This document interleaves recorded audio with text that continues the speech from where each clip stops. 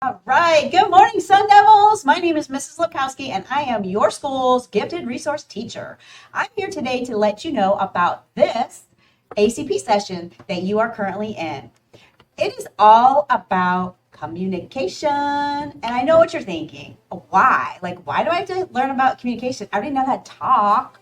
Well, I know that. And we all know that. And we're glad of that. However, there's a lot of different ways we communicate. And it never hurts to go over the best way to do it. So it's going to be broken down to talk about verbal communication, nonverbal communication, and written communication. And, who can't benefit from a little update on those? Because it's how we show the world who we are. And we know you want the world knowing that you're on point. So without further ado, let's talk. You see what I did there? And enjoy this video on communication. Today we will focus on three primary types of communication: verbal, nonverbal, and written. Let's start with verbal communication. This can be tricky. With technology, we often find ourselves communicating more via text and email. But whatever happened to good old-fashioned talking? So let's talk and review verbal communication skills. When verbally communicating with others, you have to know your audience. You're going to communicate differently with a friend. What up, this William? Yo! How you doing? Than your teacher or boss. Good morning, Mr. Moxley. Good morning, Ms. Lipkowski. So here are some best practices for verbal communication. Say a greeting, such as hello, good morning, good afternoon, good evening. Respond back when someone greets you. This is important. It exemplifies good manners, respect, and kindness.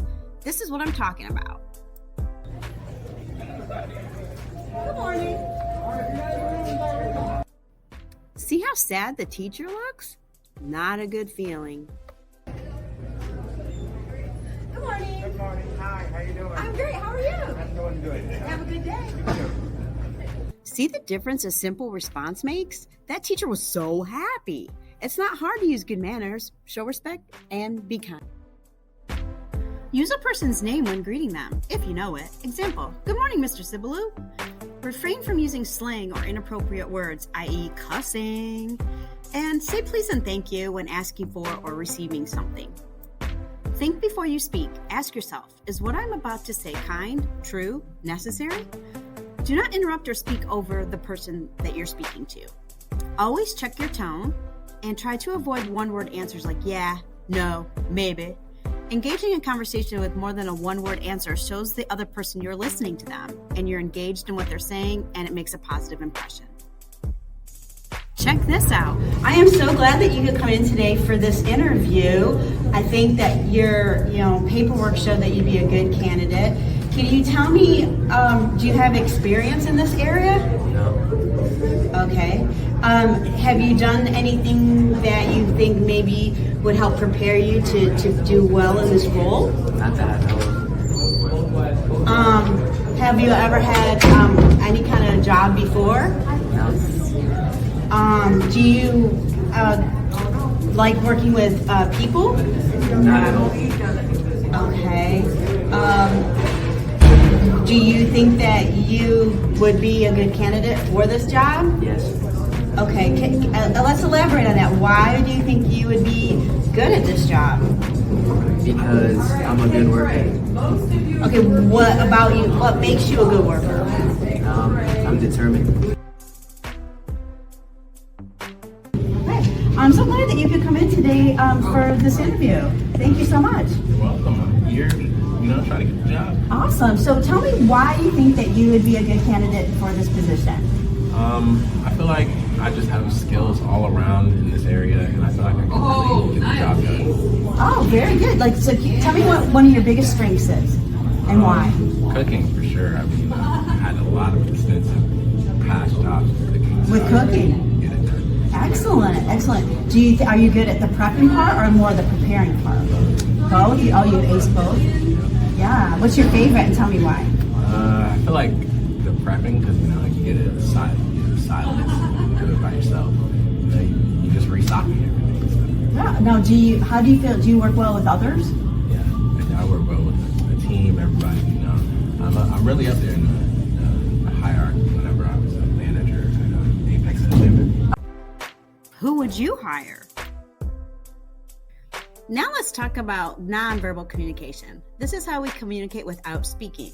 Examples: gestures, facial expressions, eye contact, behavior, posture, etc. Let's see if we can determine what these folks are communicating non-verbally.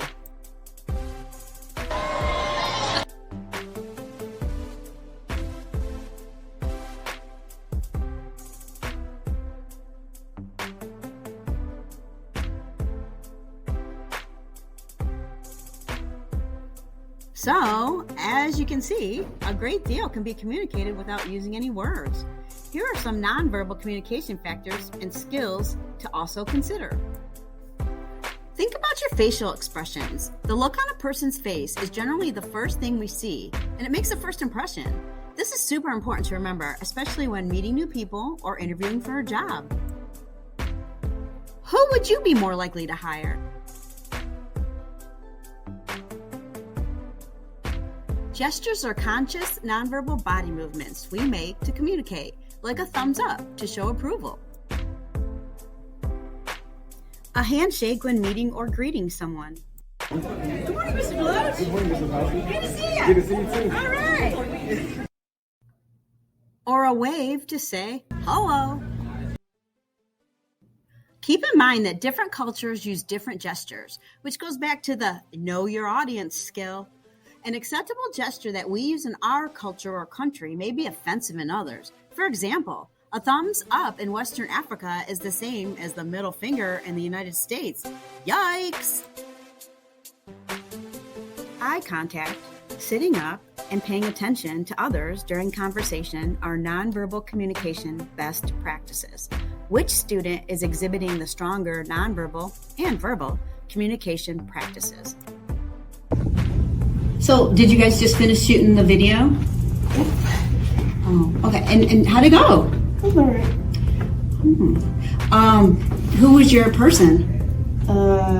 Mary Brittany Brown. Can you tell me anything about her? Home security. Oh, home security. Like a ring? Doorbell? Yeah, kind of. Okay. Did anybody else tape today? Yeah. Oh. Who? My friends. Did you just finish doing your Black History Month video? I did actually. Yeah, how did it go? It went really well. Do you know who Otis Boykin is? I don't. Could you tell me about him? Well, he helped create electrical circuits that help close our elevator doors. Really? Yes, a black man. That's amazing. Do you like elevators? I love elevators. I love elevators, I love escalators, but elevators are always a favorite. Yeah, I have friends that won't even go on an elevator. Really? Yeah, because there's that closed-in feeling. They're so scared. Well, without Otis, we wouldn't even have elevators that close. Like, I'm thinking to myself, how would you live without an elevator? I know. It's so convenient. Yeah, he really changed He lives. did. Awesome. Compare the body language and postures in the videos. Video 1, the student was slouching down, not looking at the teacher. Video 2, the student was sitting up, nodding her head, and responding appropriately. These things matter and make an impression. Now let's talk about written communication. Written communication is anything you put in writing. This includes letters, texts, social media posts, and emails. It is vital to know that anything you put in writing has the potential to live forever. Handwritten items can be physically saved and photographed. Texts can be screenshotted, saved, and shared. Emails and online posts are virtually impossible to delete. Even if you delete your email or social media accounts, your data is saved on the company's servers. Everything you type, send, or post can also be screen captured and shared, which means it's impossible for it ever to be gone, as you can never know all of the people who may have it. Best practices for written communication. Do not write, text, email, or post inappropriate comments, e.g. rude, sexist, racist, or tasteless jokes. Be careful about putting controversial thoughts in writing and sharing them. And don't send or post things right when you think of them. Take a minute to pause and think about what you are sharing. Think, could this hurt someone or come back to hurt me in the future? We live in an information age, and many people post comments and photos daily on social media. If that's you or someone you know, you should know about a new survey. Yes, 60% of employers say they check a person's social media background before hiring, and what you post could prevent you from getting a job. Pat Foran has the story on Consumer Alert. The new survey from CareerBuilder found that 60% of employers will not hire someone until they research how they appear on social media sites like Facebook and Twitter. The findings are similar to a recent study by Workopolis, Canada's largest online job board that connects companies and job seekers. Marcia Ford says many people don't realize what they put on the web is often there for everyone to see. You would be surprised at the number of people who don't put the restrictions high on their Facebook profile, allowing almost anybody to see the details of their social media life. Workopolis found 63% of companies check social media before hiring, and 48% of companies saw something that caused them not to hire a person. The reasons were posts about excessive drinking or drug use, profanities, racist or sexist comments, suggestive, provocative photos, and negative comments about previous employers. Once you put something out there, it's very hard to take back, and also people forget to take it back. The surveys also found some employers like what they find on social media. It can tip the balance and actually help you get a job. Reasons employers did hire someone after checking Facebook and Twitter included posts about community and charitable work, athletic accomplishments, appearing kind and compassionate, and having a professional image. Ford says whether you're looking for a job or not, always think before you post. Be professional today, be mindful of what you're posting, because it will have an impact on your career if you don't. And many employers are turned off by a person if they look angry in their profile picture. They're more receptive to someone who appears kind and smiling. So a picture is not just worth 1,000 words. It could help you get a job, too. On your side, I'm Pat Foran. Here is some information on email etiquette. So here's a bad email example. The subject is not specific. There's no salutation, which is like Dear Mr. Jones, and there's no complimentary closure or signature. Plus, what is written in the body isn't very specific either. Here is a good email example. The subject is specific, there is a salutation or greeting included, and there's a complimentary closure and signature included as well.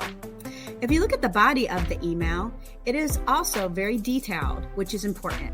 So let's review all the communication information we've talked about today by playing this Kahoot, where winners can earn lead cards for prizes. Then we will practice constructing appropriate and effective emails. We will finish by creating or reviewing a resume, which is the most important written communication we use with potential employers. Created using Powtoon.